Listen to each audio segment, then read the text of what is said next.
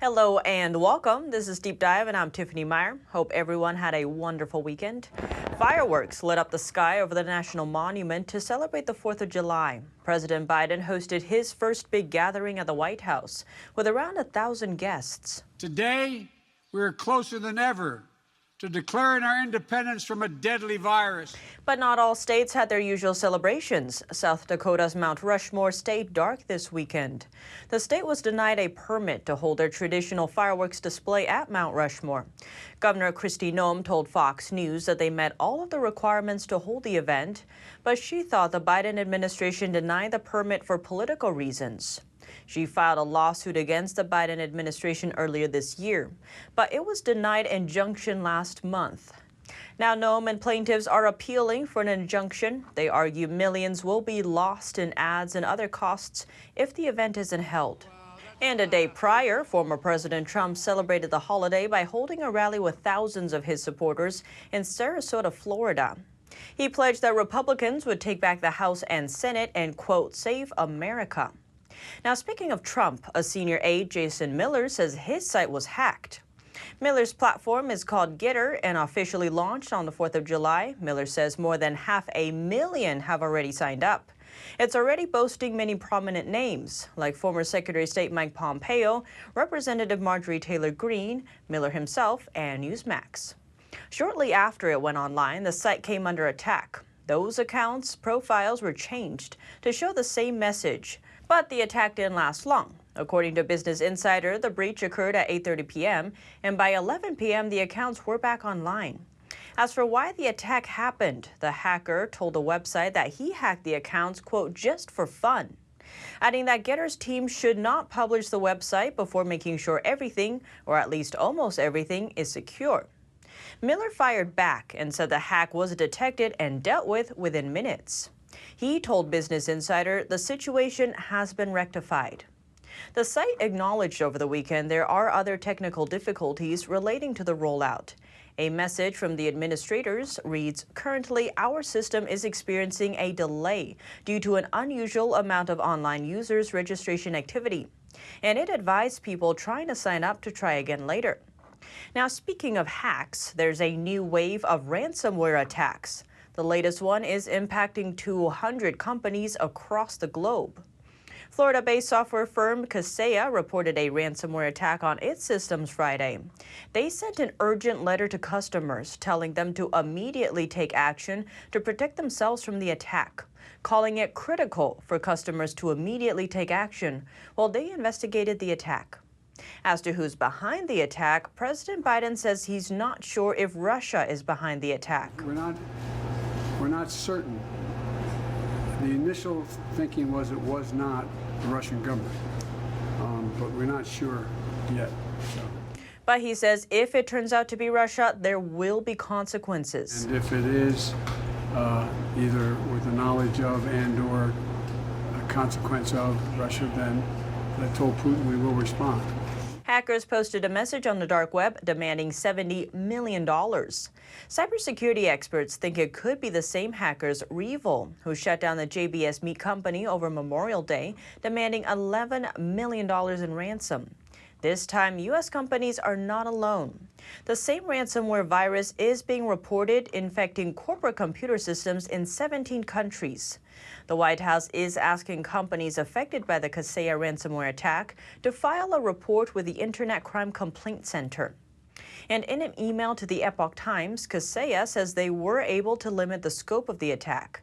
They warned customers not to click on any links from the hackers because they may initiate more damage. The full impact of the attack hasn't been determined yet. Security firm Huntress estimates that around 200 companies have been compromised with ransomware. CNET says that at least 36,000 companies are indirectly impacted. Experts say they expect it will be one of the worst cyber attacks yet. Now, speaking of Florida, let's turn to an update on the condo collapse. The rest of Champlain Tower South now joins the rubble. Demolition crews came to help, taking down what was left of the building. That's after concerns the unstable structure could endanger rescue crews working to find any survivors. Others feared the building wouldn't hold up against powerful winds from the approaching tropical storm Elsa. Miami-Dade's mayor says it went exactly as planned. As far as this demolition, it was picture perfect. Exactly what we were told would happen happened. She signed an emergency order Friday to bring it down as soon as possible. Before, officials said it could take weeks. Concerns were that it would fall down on its own as tropical storm approaches. For much of the weekend, the search through the pile of debris was paused as engineers secured the site and prepared for the demolition. Fire officials confirmed that 3 more bodies were pulled from the rubble Monday, bringing the death toll to 27. Around 120 are still unaccounted for. I truly believe, I know, that the family members recognize and appreciate that we are proceeding in the best possible fashion to allow us to do the search that we need to do. A colonel leading rescue efforts has a grim message to families still waiting. I said to the families 2 days ago that the chances to find somebody alive is close to 0. But he says rescue teams are still full of hope and will continue searching for their loved ones. This comes as South Florida is gearing up for Elsa. Florida Governor Ron DeSantis declaring a state of emergency for 15 counties, including Miami-Dade County. DeSantis saying Surfside wasn't expecting to see the worst, but the town could still see strong winds and heavy rain. We are looking at, of course, storm surge. We're looking at heavy rainfall, flash flooding. There could be isolated tornadoes. Now, let's briefly touch on big tech. Recently, some social media users have seen a new kind of warning pop up on their Facebook accounts. Screenshots shared on Twitter Thursday showed a notice asking, "Are you concerned that someone you know is becoming an extremist?" Another alerted users, "You may have been exposed to harmful extremist content recently." The message adds that violent groups try to manipulate your anger and disappointment. Both provide a Get Support button leading to another Facebook page about extremism. A user wrote on Twitter, "Facebook randomly sent me this notice about extremism when I clicked over to the app. Pretty weird. The Get Support button just goes to a short article asking people not to be hateful." A Facebook spokesperson confirmed to the Epoch Times on July 1st that the company is running the warnings as a test. He says this test is part of our larger work to assess ways to provide resources and support to people on Facebook who may have engaged with or were exposed to extremist content or may know someone who is at risk. Republicans have accused big tech, firms like Facebook, Twitter, and Microsoft, of censoring and limiting conservative voices.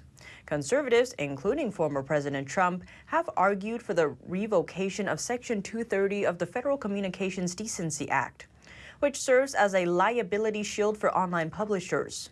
But the movement to rein in big tech was set back a couple steps. That's after a federal judge tossed a Federal Trade Commission lawsuit against Facebook that had accused the firm of engaging in anti-competitive practices earlier last week. Facebook's warning messages may trigger more fears over what some have described as the company's attempts to stifle free speech. This comes as several members of the House Election Integrity Caucus introduced the End Zuckerberg Act Thursday.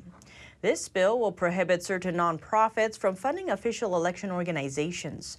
The goal is to reduce big tech's influence over U.S. elections. I don't care if you're Republican, a Democrat, an independent, a libertarian. That's not the issue.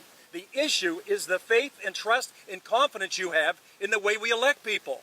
If we lose that, then we've lost everything. During the 2020 election, Facebook CEO Mark Zuckerberg donated $350 million to the nonprofit Center for Tech and Civic Life, supposedly to create COVID-safe voting sites.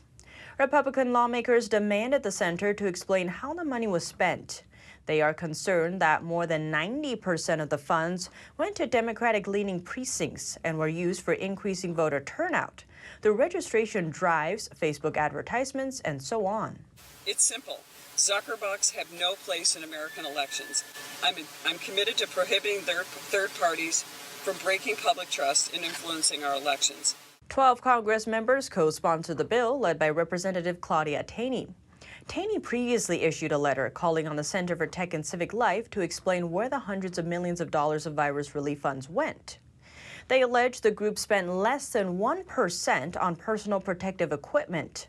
The letter reads, Many state and local entities have reported spending your grant money on expenses as varied and unrelated to COVID-19 as advertising, designing absentee ballots, registering teen voters, automatic voter registration, and even pay raises and new vehicle purchases. An election supervisor in Georgia stated that CTCL was very lenient regarding what we could spend the money on. They put virtually no restrictions on it as long as it relates to the election. The letter goes on to note, furthermore, it appears that 92% of CTCL grants were given to overwhelmingly Democrat-leaning precincts. CTCL is geared towards election policy and administration. It explicitly lists a range of budget items intended to be covered by these grants: PPE, worker recruitment and training, voter education and outreach, expansion and maintenance of voting sites, maintenance of polling places and sanitation costs, among others. According to NPR, local election offices use their CTCL funding as they saw fit. Taney says this kind of influence operation by a third party undermines public confidence in the democratic process. It should not have happened, and the End Zuckerberg's Act will make sure it never does again. But what do you think? Let me know below. Thanks for tuning in to Deep Dive. I'm Tiffany Meier, and see you soon.